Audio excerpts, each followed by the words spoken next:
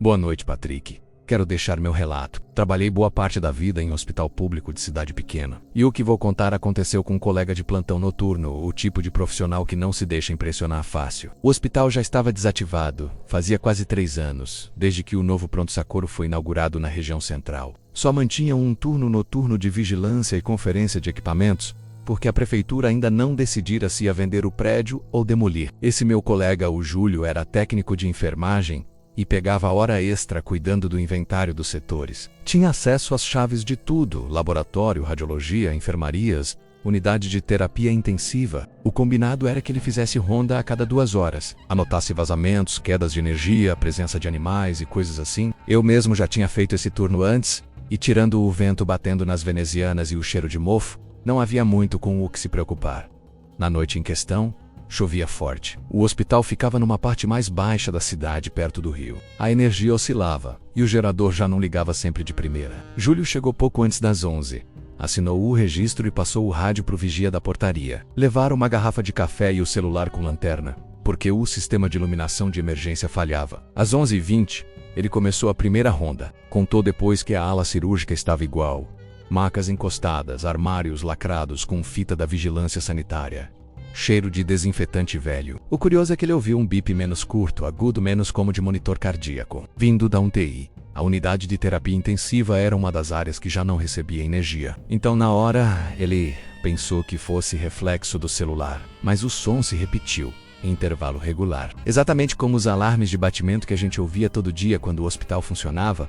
Ele entrou para conferir. Os monitores estavam desligados, cabos desconectados e as tomadas cobertas de poeira. O bip cessou assim que ele cruzou a porta. Júlio ainda brincou consigo mesmo, dizendo: deve ser eco na cabeça. Anotou a ocorrência e seguiu. Cerca de meia-noite, o rádio da portaria chiou. O vigia perguntou se estava tudo bem, porque as luzes do segundo andar tinham piscado várias vezes. Júlio respondeu que era provável curto nos reatores, mas decidiu subir para ver. A escada cheirava a ferrugem e formol. No corredor da internação, percebeu que uma das portas estava entreaberta. Era o quarto 203. Antiga enfermaria feminina. Lembro bem desse número porque era onde ficava uma paciente de longa permanência antes do fechamento. Uma senhora que ninguém da família vinha visitar. O quarto 203 estava vazio, mas Júlio reparou que a cortina divisória balançava levemente, embora as janelas estivessem trancadas. Foi verificar a corrente de ar, mas não havia vento. No chão, marcas finas de sapatos se perdiam em direção ao banheiro. Impressões recentes no pó. Ele acendeu a lanterna menos e o reflexo pegou o espelho acima da pia. Por um instante pareceu haver alguém de jaleco ao fundo, mas quando desviou o foco, só viu o próprio reflexo e o azulejo manchado. Assustado, trancou a porta e voltou para o posto improvisado na recepção. Tentou ligar para mim, mas não havia sinal. Escreveu no livro de ocorrências: movimento estranho na 203. Depois disso, ficou na sala dos arquivos, que era o único lugar com tomada funcional para carregar o celular. Foi quando ouviu ruído metálico vindo do corredor principal. Disse que parecia o barulho das macas sendo empurradas, rangendo nas rodas. O som ia e voltava, como se alguém fizesse questão de percorrer o mesmo trajeto. Júlio pegou a lanterna, foi até o hall e viu de fato uma maca no meio do caminho. Reconheceu porque estava quebrada num dos eixos e sempre ficava encostada na parede do fim do corredor. Agora estava virada de lado, com a cabeceira voltada para a porta de saída. Quando empurrou de volta para o canto, notou um detalhe: o lençol dobrado sobre ela, que ele tinha deixado guardado dias antes, estava estendido, como se alguém tivesse deitado. Até esse ponto ele ainda buscava explicação racional. Vento, vibração, algum morador de rua invadindo o prédio. A cidade era pequena, o hospital ficava isolado, e sempre havia boatos de gente dormindo por lá.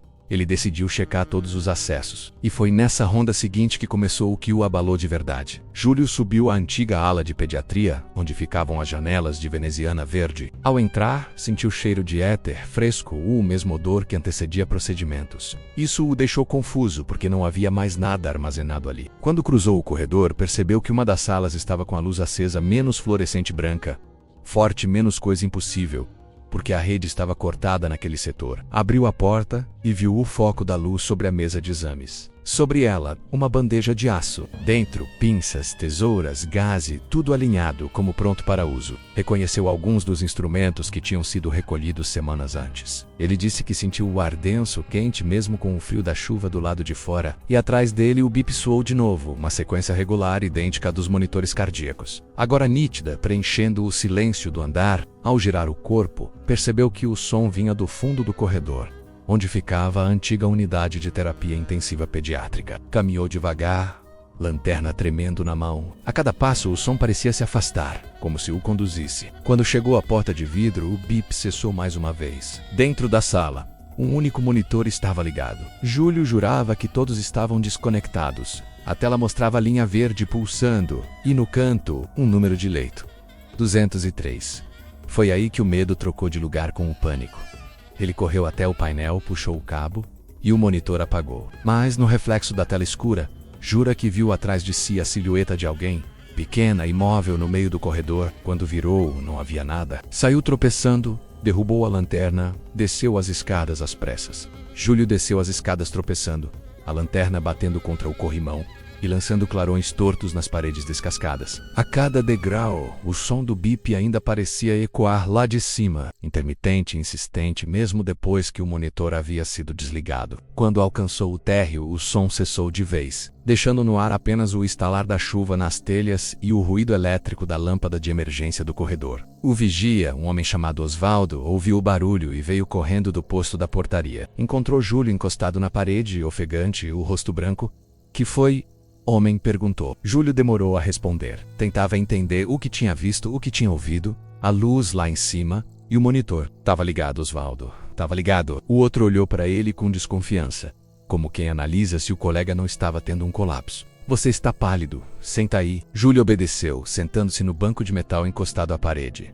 As mãos tremiam. Sentia o cheiro de ferrugem, um gosto metálico na boca e uma náusea que parecia subir do estômago até a garganta. Osvaldo pegou a garrafa de café e encheu a tampa. "Bebe isso." O líquido estava morno e amargo, mas ajudou a controlar o tremor. Depois de alguns minutos, Júlio respirou fundo e tentou se recompor. "Eu vi a luz acesa na pediatria. Tinha uma bandeja pronta, instrumentos em cima e o bip, mas aquele andar nem tem energia menos", interrompeu Osvaldo.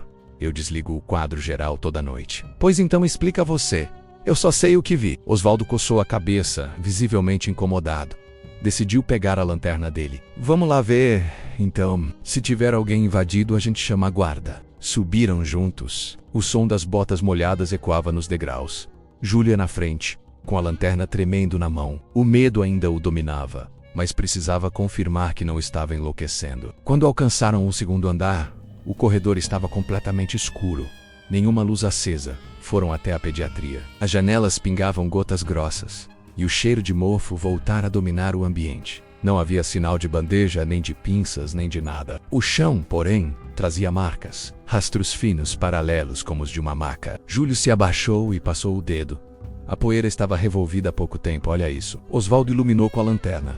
"Pode ter sido rato", disse, tentando parecer racional. Mas as marcas eram largas demais para roedores. Seguiram até o fim do corredor. A porta de vidro da antiga UTI pediátrica estava entreaberta. Júlio sentiu o coração acelerar. Empurrou devagar.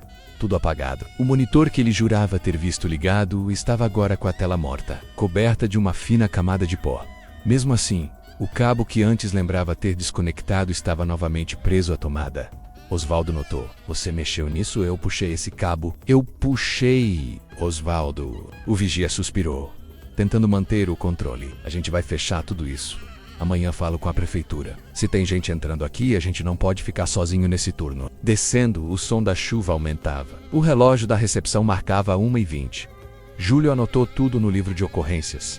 Ainda tenso, a noite prometia ser longa. Mas o que aconteceu depois foi o que transformou aquele plantão em um ponto sem retorno. Por volta das 2h40, Osvaldo cochilava na cadeira, o boné cobrindo os olhos.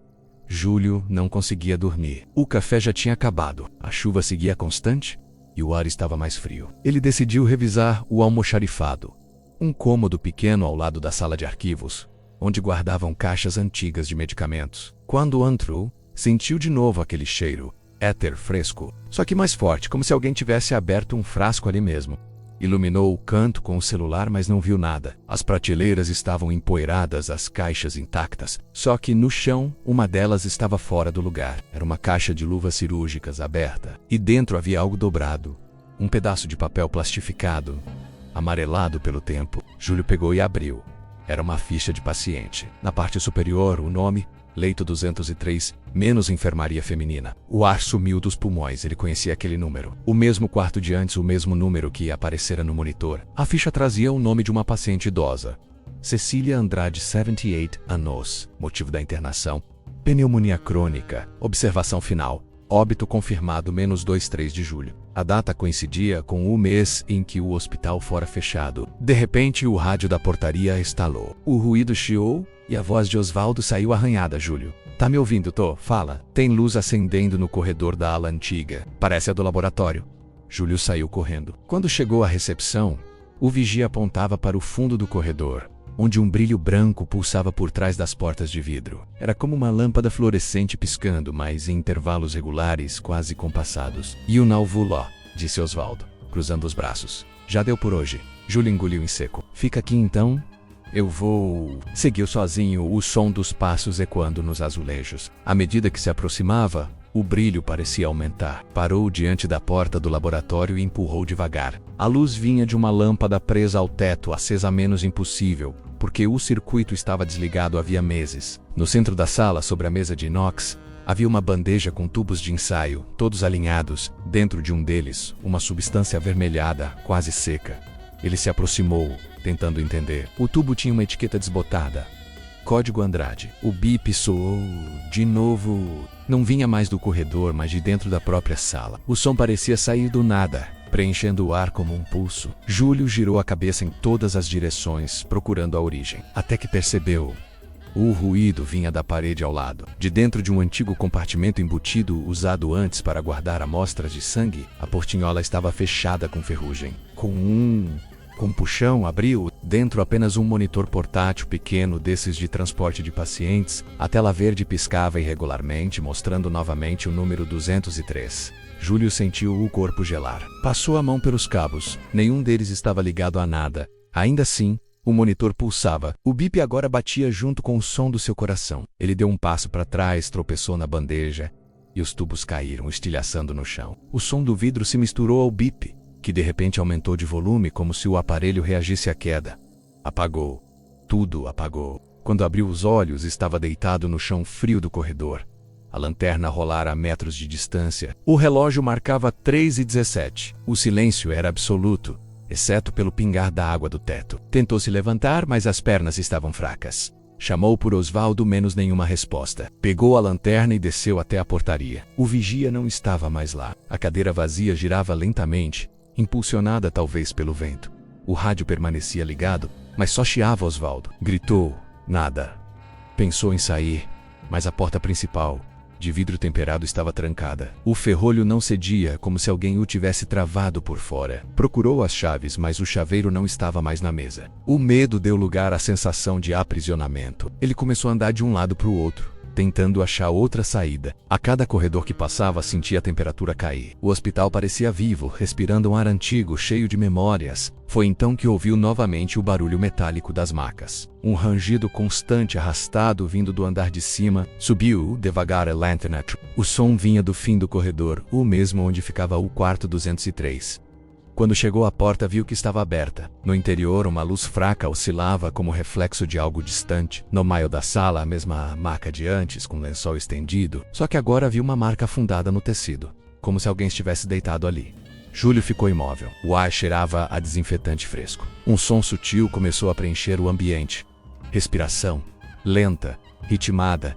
Ele recuou um passo. O som o acompanhou, como se a respiração o seguisse. Apontou a lanterna para a maca. O lençol se moveu. Foi quando ele viu, por uma fração de segundo, a silhueta de uma mulher idosa se desenhou sob o pano. Mãos finas, dedos longos e um rosto pálido voltado para o teto. Os olhos estavam abertos. Júlio deixou a lanterna cair. Correu. Desceu as escadas às cegas, escorregando nos degraus. Quando chegou ao térreo, as luzes do corredor se acenderam todas de uma vez, menos uma explosão branca que o fez cobrir os olhos. O som do bip encheu o prédio inteiro, ecoando por cada sala. cada corredor, cada porta. Gritou por Osvaldo mais uma vez. O bip ficou irregular. Depois, rápido. Depois um tom contínuo menos aquele som que anuncia a linha reta, a ausência de batimentos, e então, silêncio. Na manhã seguinte, o turno das 7 encontrou o hospital com as portas destrancadas. O vigia Osvaldo estava do lado de fora, sentado no degrau da entrada com o olhar perdido. Disseram que parecia em choque, incapaz de falar. Júlio não estava em lugar nenhum. O livro de ocorrências trazia a última anotação registrada às 2h48. Verificar corredor do laboratório, possível invasão. O som voltou. Durante 2 dias, equipes de busca vasculharam o prédio. Nenhum sinal de Júlio, encontraram apenas o celular dele, caído no chão da recepção, com a câmera ligada. O vídeo mostrava alguns segundos de gravação.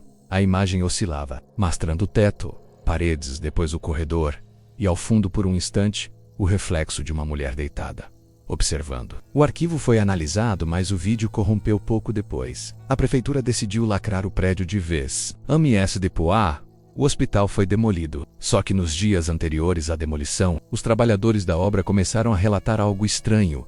Durante a madrugada, ouviam, vindos do terreno, um som intermitente, idêntico ao de um monitor cardíaco. E no entulho, entre os restos da ala cirúrgica, encontraram uma plaqueta metálica, coberta de ferrugem. Nela, gravado em letras quase apagadas, lia-se apenas: Leito 203.